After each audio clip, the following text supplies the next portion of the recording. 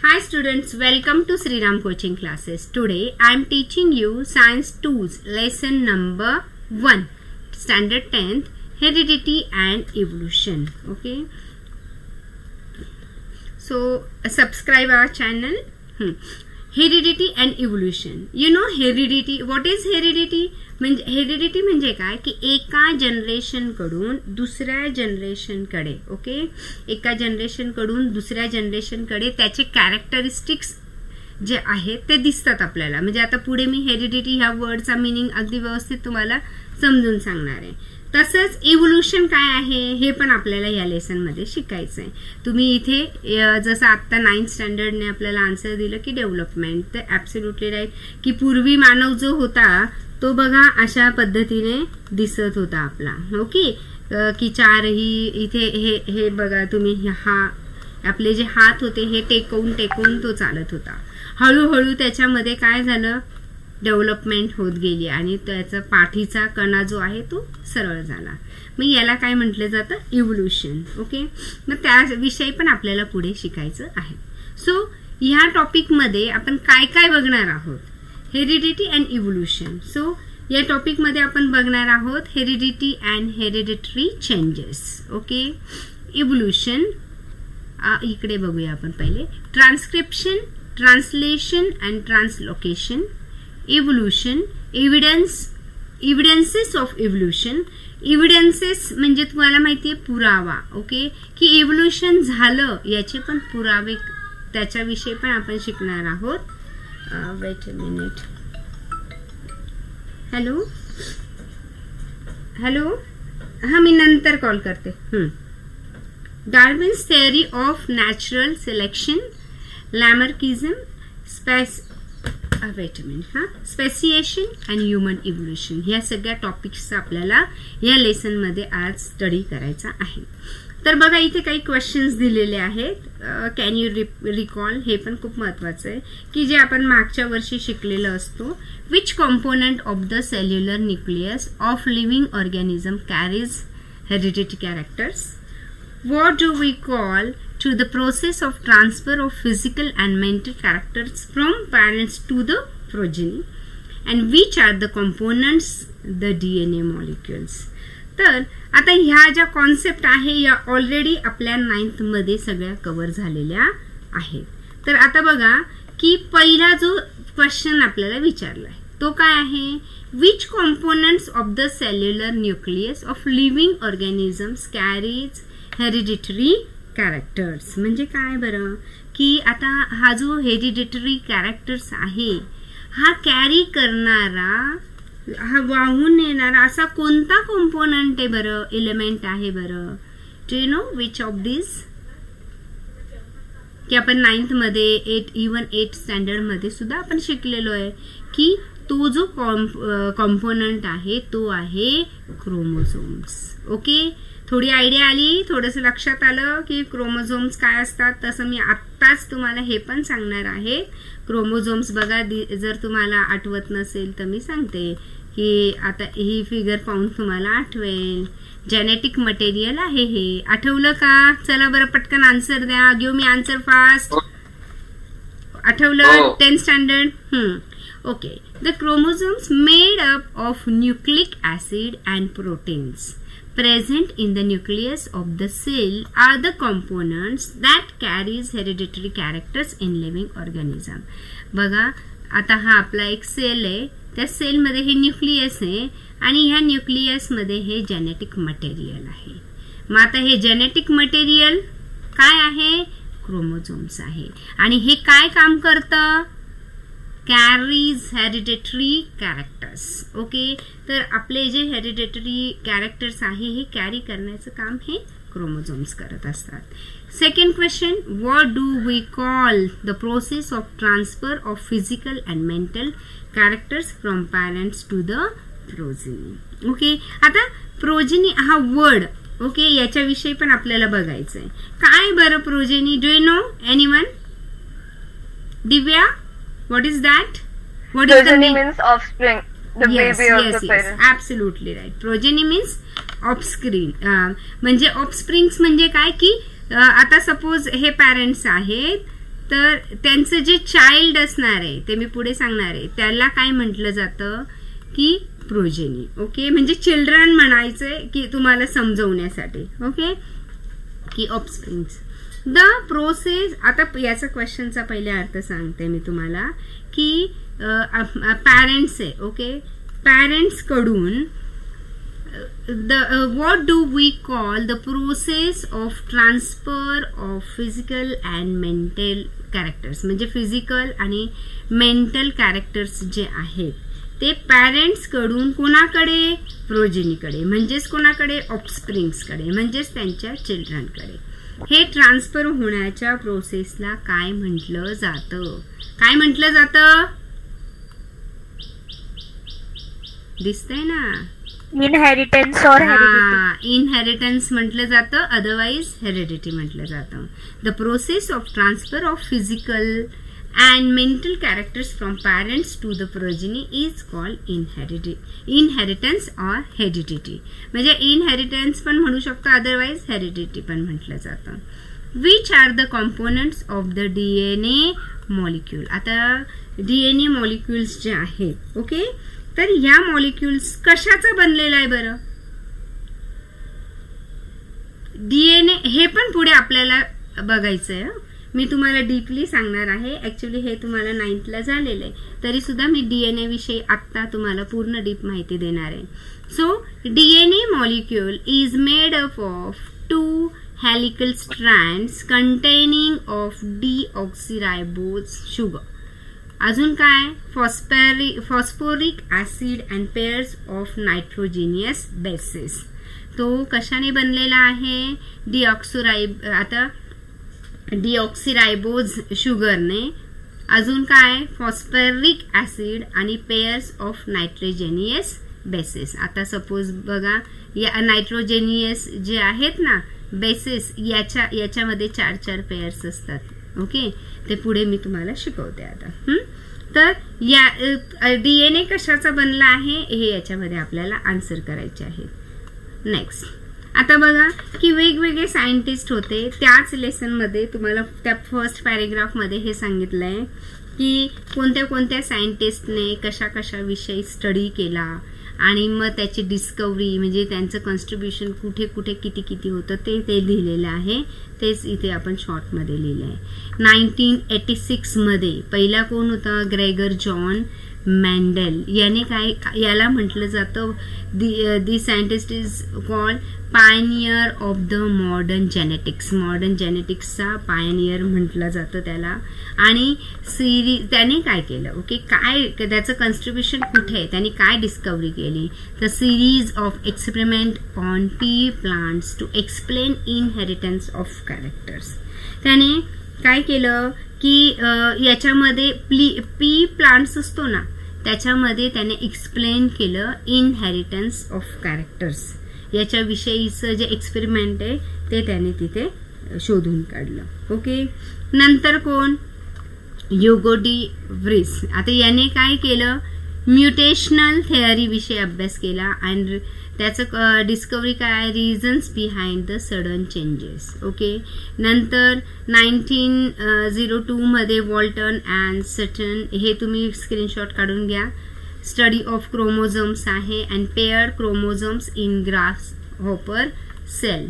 नंतर कोण आहे? 1944 ऑस्वाल्ड ॲव्हेली. आता ह्या सगळ्यांनी मॅक्लिन, मॅकार्थी अँड कॉलिन मॅक्लिओड ह्या सगळ्यांनी डीएनएचा शोध म्हणजे डीएनएचा स्टडी या टॉपिकवर त्यांनी स्टडी केला. डीएनए ह्या टॉपिकवर. All living organisms have genetic material in the form of DNA. आणि ह्या सगळ्यांना एकच लक्षात आलं की जेनेटिक मटेरियल हे कोणतं? डीएनए हे काय आहे? जेनेटिक मटेरियल आहे. ओके, हे त्यांच्या लक्षात आलं. पण आता प्रत्येक ऑर्गॅनिझम्स तुम्ही बघा, जेवढे पण ऑर्गॅनिझम्स आहे ना ते त्या सगळ्यांमध्ये काय आहे? डीएनए आहे, एक्सेप्ट व्हायरसेस. व्हायरसेस मध्ये डीएनए नाही आहेत, हे लक्षात ठेवायचं. ओके, आता फ्रान्सकॉइस जॅकॉब अँड जॅक मोनाय यांनी काय केलं, प्रोटीन सिंथेसिस प्रोसेस. म्हणजे आता आपण जेव्हा डीएनएचा आपला स्टडी होईल त्याच्यानंतर आपल्याला जसं तुम्हाला माहितीये की ट्रान्सक्रिप्शन, आता हे जे पुढचे टॉपिक्स आहे ट्रान्सलेशन आणि ट्रान्सलोकेशन, हे सगळे टॉपिक्स कशामध्ये येतात, प्रोटीन सिंथेसिस मध्ये येतात. प्रोटीन्स लागतात की नाही आपल्याला शरीराला, तर याचा सगळ्याचा स्टडी ह्या सायंटिस्टने केलाय. A model for process of protein synthesis with the help of DNA in bacterial cell. Okay, तर याचा तुम्ही पहिले स्क्रीनशॉट काढलाय. पुढे आता व्हॉट इज हेरिडिटी.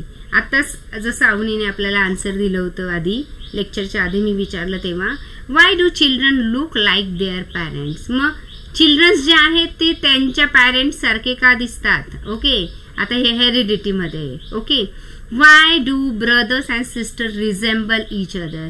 बघा थोडंसं साम्य असतंच ब्रदर सिस्टर असेल तर. This is because we inherit traits from our parents. म्हणजे आपल्या पॅरेंट्स कडनं हे आपल्याला ट्रेट्स मिळालेले असतात आणि आपल्यामध्ये मग ब्रदर सिस्टर असेल तर साम्य असेल. अदरवाईज आई वडिलांकडनं आपल्याला काही, जसं का कोणी म्हणतं अरे नाक सेम आहे बरं का, आईवरच आहे वडिलांवरच आहे, तर हे सगळं कुठून आपल्याला इनहेरिट झालेलं असतं, ते आपल्या पॅरेंट्सकडनं. The passing of trait from parents to child is the basis of heredity. हेरिडिटीचं बेसिस काय आहे की पॅरेंट्स कडनं त्यांच्या चाइल्डला, ऑफस्प्रिंग्सला ते जे ट्रेट्स आहे ते पास होण्याचं म्हणजेच हेरिडिटी. आता इथे त्याची जी डेफिनेशन आहे प्रॉपर ती इथे दिलेली आहे बघा.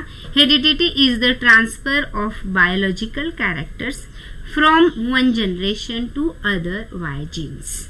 म्हणजे जीन्स थ्रू. आता जीन्स कुठे असतात हे सगळं आपल्याला शिकायचं आहे की जीन्स आहे, पण मग जीन्स कुठे असतात याविषयीचा अभ्यास आपल्याला या लेक्चरमध्ये करायचा आहे.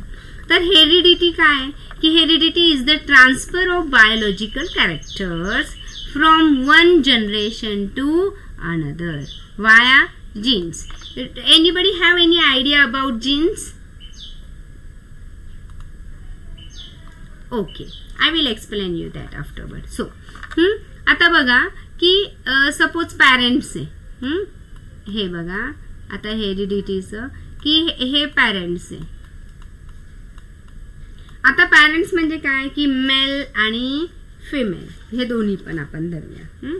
मग आता त्याच्या मेल फिमेल त्याच्या याच्या आता इथे काय होणार आहे बघा की या पॅरेंट्स मध्ये यांचं कंबाईन झाल्यानंतर इथे आपल्याला काय मिळणार आहे. Weight a minute, battery low होते.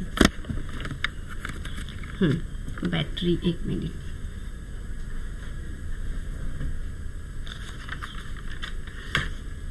Male female after. आता इथे काय झालंय मेल फिमेल, मग इथे आफ्टर फर्टिलायझेशन त्यांचे झाल्यानंतर किंवा कंबाईन झाल्यानंतर आपल्याला काय मिळतं प्रोजेनी म्हणजे काय की चिल्ड्रन किंवा ऑफस्प्रिंग्स हे. तर आता याच्यामध्ये बघा की याच्यामध्ये मेन काय असतं की गॅमेट्स वगैरे ते आपल्याला पुढे शिकायचं आहे की ते एकत्र येऊन मग जेव्हा कंबाईन होतात तेव्हा आपण याच्यामध्ये असं म्हटलं जातं की हा जो ऑफस्प्रिंग आहे याच्यामध्ये एकतर मेल कडून किंवा फिमेल कडून काही कॅरेक्टर्स त्यांच्यामध्ये येतात. ओके, मग काही सेम म्हणजे जसं असं तुम्ही म्हणाल की अरे हो नाक आईसारखं दिसतं बरं का, किंवा मग बॉडीचा कलर म्हणजे स्किन कलर किंवा हाईट वडिलांवर गेली, तर ह्या सगळ्या गोष्टी यालाच काय म्हटलं जातं की हेरिडिटी कॅरेक्टर्स. ओके, किंवा बायोलॉजिकल कॅरेक्टर्स किंवा असंही म्हटलं जातं जेनेटिक कॅरेक्टर्स. म्हणजे इथे आता जी आपण बघितली होती इथे तुम्ही बायोलॉजिकल कॅरेक्टर्सच्या ऐवजी तुम्ही जरी हे वर्ड्स तुमच्याकडनं यूज केले गेले तर तरी पण चालणार आहे. So heredity is the transfer of biological characters from one generation to another via genes. आता जीन्स काय आहे ते पण पुढे मी सांगणार आहे. हेरिडिटी ऑल्सो कॉल इनहेरिटन्स पण म्हटलं जातं किंवा बायोलॉजिकल इनहेरिटन्स सुद्धा त्याला म्हटलं जातं. ओके, आता हेरिडिटीचा स्टडी करतोय आपण, का करतोय, त्याचं काय यूज आहे. Okay, the science of heredity is useful for diagnosis, treatment, prevention of hereditary disorders. भरपूर असे डिसऑर्डर्स आहेत की जे हेरिडिटरी त्या ऑफस्प्रिंग मध्ये येतात. Okay, productions of hybrid varieties of animal and plants and in industrial processes in which microbes are use. जिथे मायक्रोब्सचा वगैरे यूज केला जातो अशा इंडस्ट्रियल प्रोसेसमध्ये सुद्धा हेरिडिटी हा टॉपिक खूप महत्त्वाचा आहे, त्याच्यानुसार अभ्यास केला जातो. ओके, तर ह्या सगळ्यांचं हे सगळे तुमच्या टेक्स्टबुकमध्ये ॲज इट इज दिलेलं आहे, तेच मी कॉपी केलेलं आहे. ओके, ह्या सगळ्या गोष्टी तुम्हाला माहिती असल्या पाहिजे, म्हणून टेक्स्टबुक आपल्याला कुठेही सोडायचं नाही. मी नेहमी सांगते की टेक्स्टबुकला जास्त प्रेफरन्स द्या, तुम्ही रीड करत राहा. बरं, आता तुम्हाला मी सांगितलं की genes via genes via genes, मग तो जीन्स कुठे, जेनेटिक मटेरियल नक्की कुठे, ह्या सगळ्या गोष्टी आपल्याला खूप महत्वाच्या आहे. तर आता बघा, human being made up of cell, हे तुम्हाला माहिती आहे, माहिती की नाही सगळ्यांना. आता सपोज बघा, हे ह्युमन बीइंग आहे. आता ह्या ह्युमन बीइंग मध्ये हे कशाने बनलेलं आहे? ह्युमन बीइंग ह्या सेलने बनलेलं आहे. ओके, हे सेल आहे, इथे दाखवलंच आहे ऍक्च्युली. तर सेलनी बनलेलं आहे हे तुम्हाला माहिती. Weight a minute.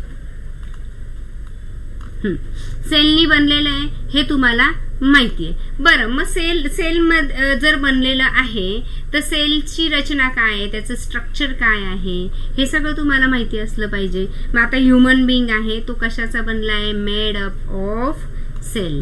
जर आपण आता मला सांगा की जेव्हा खूप सेल्स एकत्र येतात, 8th स्टँडर्ड मध्ये आपण शिकलो की जेव्हा खूप सेल्स एकत्र येतात, ग्रुप ऑफ सेल, त्याला काय म्हटलं जातं?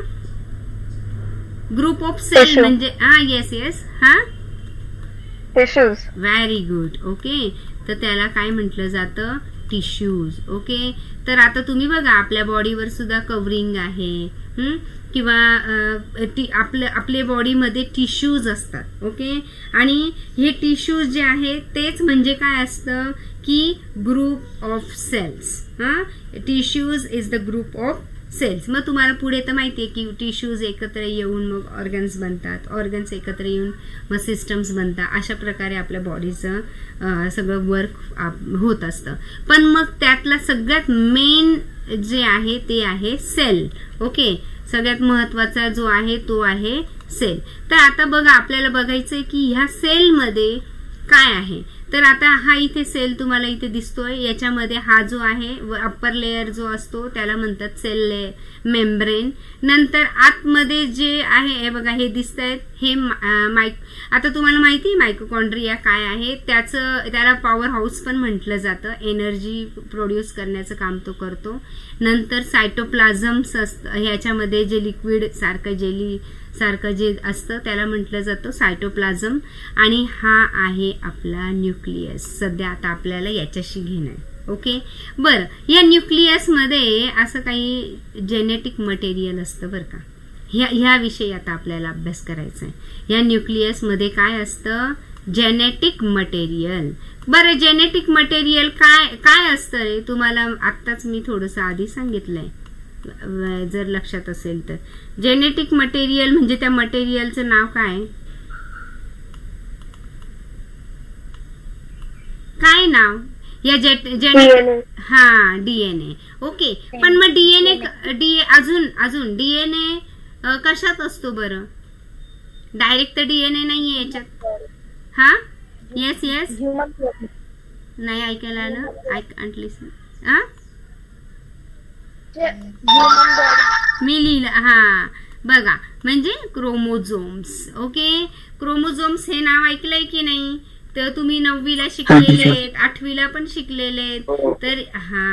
तर तुमचे जे जेनेटिक मटेरियल म्हणजे आतमध्ये काय असतं? या न्यूक्लियस मध्ये क्रोमोझोम्स असतात. ओके, मग आता तुम्ही बघा की सेल आहे, सेलच्या आतमध्ये जेनेटिक मटेरियल आहे न्यूक्लियस मध्ये. ओके, न्यूक्लियस मध्ये genetic material that is chromosomes. जसं इथे दिसतंय तुम्हाला, हा सेल आहे आणि या सेलमध्ये हा न्यूक्लियस आहे आणि इथे आहे आपले क्रोमोझोम्स. आता बघा क्रोमोझोम्स असे दिसतात. काही स्कूल्समध्ये क्रोमोसोम्स म्हणतात, क्रोमोझोम्स म्हणतात, जसं प्रोनाउन्सिएशन असेल क्रोमोसोम्स म्हणा. तर मग या क्रोमोसोम्सच्या आतमध्ये हे दिसतंय का तुम्हाला इथे? ओके, तर आतमध्ये काय असतात? डीएनए असतात. काय असतात? डीएनए. आता मी तुम्हाला क्रोमोसोम्स आधी दाखवली होती मी की बघा हे आहे आपले क्रोमोसोम. बरं, हा जो मिडल पार्ट आहे 10वी वाल्यांनी आन्सर द्यायचंय. याला काय म्हटलं जातं? काय म्हटलं जातं याला? पटकन आन्सर करा. 9वीला शिकलोय आपण. सेंट्रोमेअर. काय म्हटलं जातं याला? सेंट्रोमेअर. या मधल्या पार्टला. ओके, आणि इथे असतात आपले डीएनए. ओके, ह्या पार्ट मध्ये असतात आपले डीएनए. तर आता आपल्या मेन पार्ट कडे आपण आलो. कोणता? तो म्हणजे डीएनए. हे बघा, हे दिसतंय तुम्हाला? तर याला म्हटलं जातं डीएनए. आता डीएनए कशाचा बनलाय? 2 स्ट्रँड्स पासून डीएनए बनलाय. मग तर कसं काय ते पुढे मी सांगते. बरं, आता जीन हा वर्ड तुम्ही बघत होता. ओके, तर डीएनएचा जो जीन म्हणजे काय की small part of DNA. Gene म्हणजे काय? इथे बघा हा दिसतो पार्ट तुम्हाला, दॅट इज जीन. त्याला काय म्हटलं जातं? म्हणजे सेगमेंट आहे. हा segment of DNA, that is gene. Okay, की हा जीन अतिशय महत्वाचा आहे बरं का. आपलं तुम्हाला आता तुम्ही बोलले ना की हेरिडिटी ट्रान्सफॉर्मेशनचं काम या डीएनएतल्या जीन थ्रू, म्हणजे डीएनए म्हणजे जीन येणार, पण त्याचा सेगमेंट, त्याचा एक पार्ट म्हणजे त्याला म्हटलं जातं जीन. ओके, म्हणजे आता तुम्ही बघा हा जो पार्ट म्हटले तर याला एकच पार्ट म्हणजे याला तुम्ही म्हणणार, त्याला काय म्हणणार तुम्ही? Gene. A gene is the basic physical and functional unit of heredity. Genes are made up of DNA. आता पुन्हा मी झालं क्लिअर तुमचं की जीन्स कशापासून बनलेले आहेत? डीएनए पासून बनलेले आहेत. मेन जे तुम्हाला पाहिजे होतं ते तुम्हाला कळलं. आता या डीएनए मध्ये आतमध्ये काय असतात? न्यूक्लिओटाइड्स असतात. काय असतात? मग तो डीएनए बनला कसा, तो दिसतो कसा, हे तुम्हाला माहिती आहे. तर हे बघा, आता व्हॉट इज डीएनए. जर तुम्हाला विचारलं मी की डीएनए चा लॉंग फॉर्म काय रे? हा, give me answer. What is the long form of DNA? Anybody know? Deoxyribonucleic acid. हा, डीऑक्सीरायबोन्यूक्लिक ऍसिड. तो माहितीच असला पाहिजे.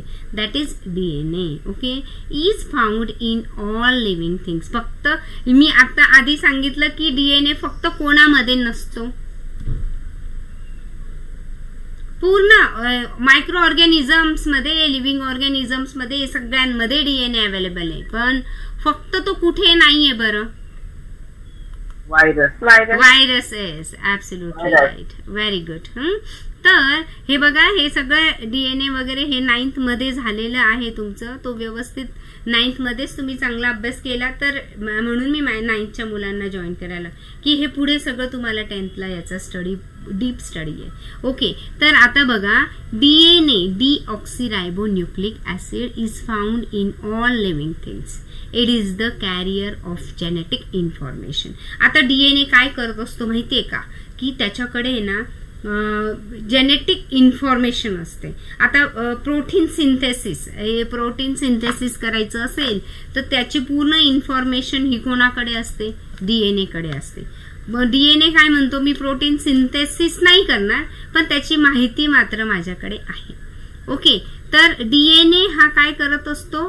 त्याच्याकडे काय असते? जेनेटिक इन्फॉर्मेशन असते, प्रोटीन सिंथेसिसची इन्फॉर्मेशन असते. मग आता ह्या सगळ्या गोष्टी पुढे आपल्याला शिकायच्याच आहे. बरं, आता हे डीएनए हा कशाचा बनलेला आहे बघा. इथे ना 2 स्ट्रँड्स असतात. इथे थोडं जागा नाही, इथे करूया आपण. तर डीएनए हे 2 स्ट्रँड्स पासून बनलेले आहेत. तर त्याच्यामध्ये वेट अ मिनिट, ओके, आपण इथे ड्रॉ करूया बरं का. हे बघा, हा पहिला स्ट्रँड आणि हा दुसरा. ओके, तर याच्यामध्ये आता इथे अशा 4 लाईन्स मी काढते. ओके, प्रत्येक याच्यात 4. ओके, म्हणजे इकडनं याचे हे बघा ऍक्च्युली ते अशा पद्धतीने नंतर मिक्स होत असतात, म्हणून मी अशा पद्धतीने काढते. पण आता मी डायरेक्टली काढून घेते. तर डीएनए हे आता हे डीएनए जे आहेत हे आतमध्ये जे आहे त्याला काय म्हटलं गेलं पाहिजे? न्यूक्लियोटाइड. काय म्हटलं जातं? न्यूक्लियोटाइड. हा, न्यूक्लियोटाइड. बरं, आता हे न्यूक्लियोटाइड्स किती प्रकारचे असतात बघा. न्यूक्लियोटाइड्स म्हणजे काय की नायट्रोजिनियस कंपाऊंड्स असतात. हे नायट्रोजिनियस कंपाऊंड्स म्हणजेच काय? न्यूक्लियोटाइड्स. मग आता याच्यामध्ये ना किती प्रकारचे असतात बघा. आता जसं याच्या आधीची जर तुम्ही बघितलं ना इथे, तर मी नावं लिहून देण्यापेक्षा डायरेक्ट तुम्हाला डीएनए ची हे बघा इथे. तर इथे काय हे बघा, आता ह्या न्यूक्लियोटाइड्स मध्ये पहिला जो आहे ना तो आहे ऍडेनाइन. दुसरा याच्यातला जरा वाचा, काय आहे हे? थायमिन. हा, थायमिन. तिसरा काय? ग्वानिन. हा, आणि पुढचा जो आहे तो सायटोसाइन. अजून एक पाचवा असतो युरॅसिल, पण तो डीएनएच्या आतमध्ये प्रेझेंट नाहीये म्हणून तो इथे दिसत नाहीये. पण पुढचा जो असतो तो असतो सॉरी छान नाही आला U. Okay, no problem. Uracil. हा, युरॅसिल हा असतो आपला पाचवा न्यूक्लियोटाइड्स. तर हे जे स्ट्रँड्स आहे यांच्यामध्ये हे आता यांच्यामध्ये काय असतात? न्यूक्लियोटाइड्स असतात. ते ह्या 5 प्रकारच्या म्हणजे ह्या 4 प्रकारच्या आतमध्ये काय असतात? याच्यामध्ये नायट्रोजिनियस हे कंपाऊंड्स असतात. ओके, आता बघा हे जे आहेत ते कसे फिरतात? हेलिकल शेप मध्ये फिरत असतात. कसे फिरत असतात? हेलिकल शेप म्हणजे स्पायरल शेप. माहिती ना तुम्हाला? मी तुम्हाला दाखवते पुढचं. स्पायरल शेप हे बघा अशा पद्धतीने याला हेलिकल. इथे हे जे दिसत आहेत ना हे बघा हे जे आहेत ते काय आहेत? आपले हे बघा न्यूक्लियोटाइड्स दिसत आहेत आपले. 4 प्रकारचे आहेत ना, तुम्हाला 4 कलर दिसत असतील. 4 प्रकारचे हे न्यूक्लियोटाइड्स आहे आपल्या याच्यामध्ये, आणि त्याच्यापासून आपला काय बनलेला आहे? डीएनए. बरं, मग आता डीएनए हा आहे, तर मग आरएनए काय? बरं, आरएनए कुठे आहे मग याच्यात? आता बघा या डीएनए मधला एक स्ट्रँड जो आहे तो मी ओढून घेतला. ओके, तो बाजूला काढला तर एकच स्ट्रँड राहिला. मग तो जो एक असतो ना त्याला काय म्हटलं जातं? आरएनए. बघा इथे मी ड्रॉ करते. मग हा काय झाला? आरएनए. ओके, हे बघा अशा पद्धतीने तो एक सिंगल असेल तर त्याला काय म्हटलं जातं? आरएनए. हे बघा इथे दिसतंय तुम्हाला structure of DNA and RNA. मग आता याच्यामध्ये तुम्ही बघू शकताय की हा आपला काय आहे? डीएनए. त्याच्यातला एक दुसरा स्ट्रँड हा बघा इथे, तो दोन्ही मिळून तयार होतो तो डीएनए, आणि जेव्हा त्यातला एक म्हणजे तो काय असतो? आरएनए. आता हा न्यूक्लियोबेसिक आताच मी सांगितलं की नायट्रोजिनियस कंपाऊंड्स असतात हे जे तुम्हाला आतमध्ये न्यूक्लियोटाइड्स दिसत आहेत ते. मग हे ते त्यांचे नावं पण मी तुम्हाला सांगितलं. सायटोसाइन, ग्वानिन, ऍडेनाइन आणि थायमाइन. अशा पद्धतीने. तर हा आरएनए जो आहे म्हणजे रायबोन्यूक्लिक ऍसिड. आरएनए म्हणजे काय? रायबोन्यूक्लिक ऍसिड. आणि डीएनए म्हणजे काय? Deoxy ribonucleic acid. दोन्ही पण कॉन्सेप्ट क्लिअर झाल्या की आरएनए आणि डीएनए काय आहे ते. आणि एक अजून गोष्ट तुम्हाला समजा मी हा एक स्ट्रँड आहे बरं का, इथे मी हा एक स्ट्रँड आहे आणि हा इथे एक स्ट्रँड आहे. याच्यामध्ये यांच्या जोड्या पण ना ठरलेल्या असतात. ए बरोबर नेहमी टी ची जोडी असणार. आता तुम्हाला इथे ना ड्रॉ केले याच्यात दिसतंय ऍक्च्युली तुम्हाला ए बरोबर टी ची आणि जी बरोबर सी ची जोडी असणार. ओके, ए म्हणजे काय रे तुमचा? इथे सपोज ए असेल तर इकडनं कोण असणार? ए म्हणजे काय? ऍडेनाइन. ओके, ऍडेनाइन. आणि टी म्हणजे कोण तुमचा? थायमाइन. हे बघा इथे हा टी. ओके, आणि इथे जर तुम्ही आता इथे तुमचा जी आहे. ओके, तर जी असेल तर इकडे कोण असणार? सी याची जोडी लागणार. हा ते बघा इथे आता तुम्हाला कलरवरनं ए आणि टी, रेड आणि येलो, जिथे पण तुम्हाला जोड्या दिसतील ना रेड आणि येलो, तुम्हाला रेड बरोबर कुठे ब्ल्यू किंवा ग्रीन दिसतंय का? नाही. म्हणजे तुम्ही लक्षात घ्या की ए आणि टी यांच्या काय असतात? जोड्या असतात. आणि जी बरोबर कोण मॅच झालेला आहे? सी. सी म्हणजे सायटोसिन आणि जी म्हणजे काय? ग्वानिन. तर बघा जिथे जिथे ग्वानिन कोणत्या कलरमध्ये? ग्रीन कलरमध्ये. जिथे ग्रीन आहे ना तिथे तुम्हाला ब्ल्यूची जोडी दिसणार. मग ह्या अशा प्रकारे यांच्या पेयर्स ठरलेल्या आहेत. ओके, तर ह्या पण गोष्टी तुम्ही लक्षात ठेवल्या पाहिजे. तर मग अशा प्रकारे तुम्ही आज बघितलं डीएनए आणि आरएनए. आता पुढे आपण थोडं जर गेलं तर आरएनएचे म्हणजे रायबोन्यूक्लिक ऍसिड याच्यामध्ये आता इथे काय ह्याच्यामध्ये सुद्धा बघा तुम्हाला दिसतंय ह्या स्ट्रँडवर की ॲडेनाइन, ग्वानिन, सायटोसिन आणि युरॅसिन हे स्ट्रक्चर फक्त आणि फक्त आरएनएचं आहे. मग हे पण पुढे आपल्याला काय काम करतं हे सगळं आपल्याला बघायचंय. बरं, 3 टाइप्स ऑफ आरएनए. आरएनएचे पण काय आहे? 3 टाइप्स आहे. मग कोणता कोणता? mRNA. ऍक्च्युली ना हे इकडे लिहिलंय पण आपण मोस्टली असं लिहितो mRNA. ओके, अशा पद्धतीने लिहिलं जातं. mRNA carries coded instruction for protein synthesis. मग प्रोटीन सिंथेसिस मध्ये जे कोडेड इन्स्ट्रक्शन्स असते ते कॅरी करण्याचं काम कोण करतो? Messenger RNA. आता ट्रान्सफर आरएनए म्हणजे इथे एमच्या जागी फक्त इथे टी आधी लिहायचा. टी आरएनए काय कॅरी करतो?